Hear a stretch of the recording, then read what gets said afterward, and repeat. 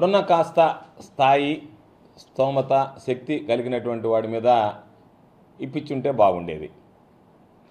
ఆ పీసోడు సోమిరెడ్డి చేత ఈరోజు దాని మీద వివరణ పేరిట వివరణ ఏమీ లేదు, కానీ ఆయన కేవలం నన్ను విమర్శించడానికి నా మీద రకరకాలైనటువంటి వాగ్బాణాలు ప్రదర్శించిపోయాడు.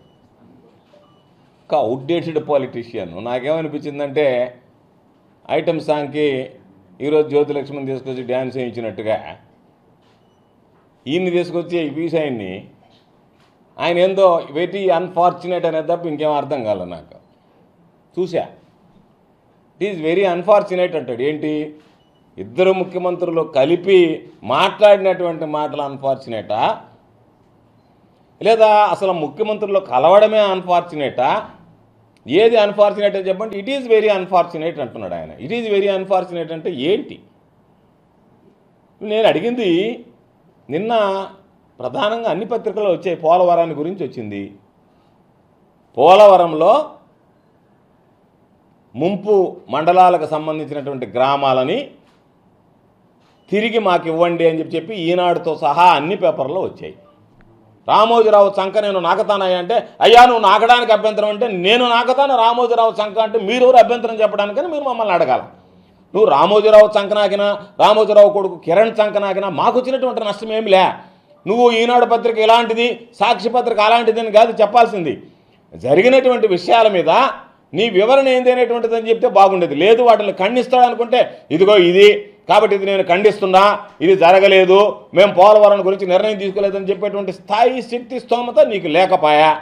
నువ్వు ఎంతసేపటికి ఖండన ఇవ్వడానికి వచ్చినటువంటి వాడివి నన్ను విమర్శించి రకరకాలుగా లేఅవుట్లకు సంబంధించి ఇంకొక దానికి సంబంధించి నేను నిన్ను అడుగుతున్నా. నీకు నీతి నిజాయితీ ఉంటే నువ్వు అనుకున్నటువంటి ఏ వాటి మీదైనా సరే విచారణకు నేను సిద్ధంగా ఉన్నా, ప్రభుత్వం ఇది ఉంది అని చెప్తున్నా. నేను నీ మీద ఇతిమెత్తంగా ఆరోపణలు చేస్తున్నా. నువ్వు దామోదరం సంజయవయ్య ధర్మల ప్రాజెక్టు కింద అక్రమంగా, అన్యాయంగా, ఫ్లై యాష్ ఏదైతే నిబంధనలకు విరుద్ధంగా నెలకి ₹1,00,000 ఒక్కొక్క బల్కర్కి వసూలు చేస్తూ నువ్వు నీ కొడుకు సొమ్ము చేసుకుంటున్నాడు.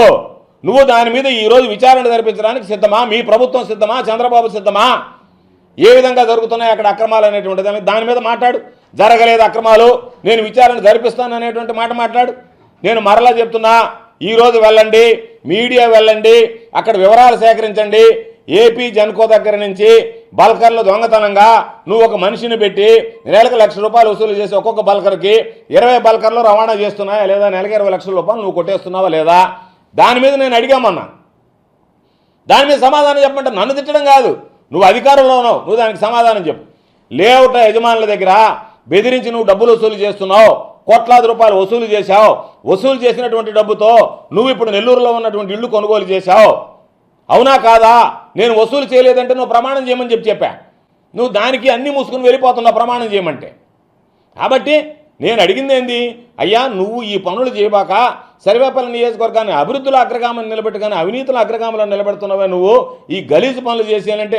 ఎందుకంటే గతంలో మా మీద చేసావు. నేను ఈరోజు చెప్తున్నా, నేను నీ మీద చేసినటువంటి వాటిని నిరూపించడానికి సిద్ధంగా ఉన్నా. ఈరోజు నువ్వు వెళితే బల్కర్లు అక్కడ వసూలు చేయలేదు అని అంటే నువ్వేమి చెప్తే అది వినడానికి నేను సిద్ధం. రేపటి నుంచి నేను విమర్శించను కూడా విమర్శించాను. నేను లేదు లేఅవుట్ల యజమాని దగ్గర నేను రూపాయి తీసుకోలేదని నువ్వు ఇష్టదేవుడి మీద నువ్వు ప్రమాణం చేస్తే, మా కుటుంబం కానీ మా సభ్యులు ఎవ్వరం కూడా వాళ్ళ దగ్గర ఆయోచిత లబ్ధి మేము పొందలేదు అని నువ్వు ప్రమాణం చేస్తే ఇంక నేను ఆ సబ్జెక్ట్ మాట్లాడు. నువ్వేం చెప్తే అది వింటా. నువ్వు ఆ పక్క యమకొట్టుడు కొడతా దానికి సంబంధించినటువంటి దాంట్లో మాట్లాడితే నీ కడుపు మండితే ఎట్లా? దాని మీద దీని మీద పెట్టి మమ్మల్ని దూషించిపోవాలనుకున్న ఆలోచన చేస్తే ఎట్లా? కాబట్టి నీ అలవాటు, నీ మనస్తత్వం, నీ వ్యక్తిత్వం తమరి కథ కానివ్వండి. ఎందుకంటే ప్రభుత్వం నీది, తెలుగుదేశం పార్టీ దోచుకోవడానికి నీకు లైసెన్స్ ఇచ్చింది, నువ్వు దోచుకోవడం మొదలుపెట్టావు.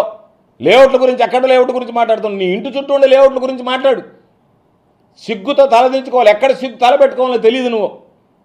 కాబట్టి నీ వ్యవహారం, నీ బ్రతుకు, నువ్వు ఒక మనిషివిగా, నీది ఒక బ్రతుకుగా నువ్వు మాట్లాడితే ఎట్లా? మాట్లాడేటప్పుడు కాస్త ఇది ఉండాలి నీ దగ్గర. నీ బ్రతుకు అసలు ఎప్పుడన్నా సరే ఒక విలువ ఉందా, ఒక విశ్వసనీయత ఉందా? నువ్వు నీతిమంతుడువా? నీ బ్రతుకే అవినీతిమయం.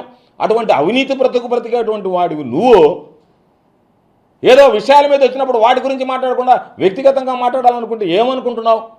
నీలాగా నీతి జాతి లేని బ్రతుకు ఎవరిది ఉండదు. నీలాంటి అధముడు ఎవడు ఉండడు. కాబట్టి నువ్వేమన్నా అనుకున్నావేమో నేను గెలవ గెలిచానని.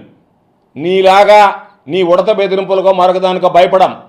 నువ్వు ఒళ్ళు దగ్గర పెట్టుకొని నోరు దగ్గర పెట్టుకొని మాట్లాడితే మంచిదని హెచ్చరిస్తున్నాం.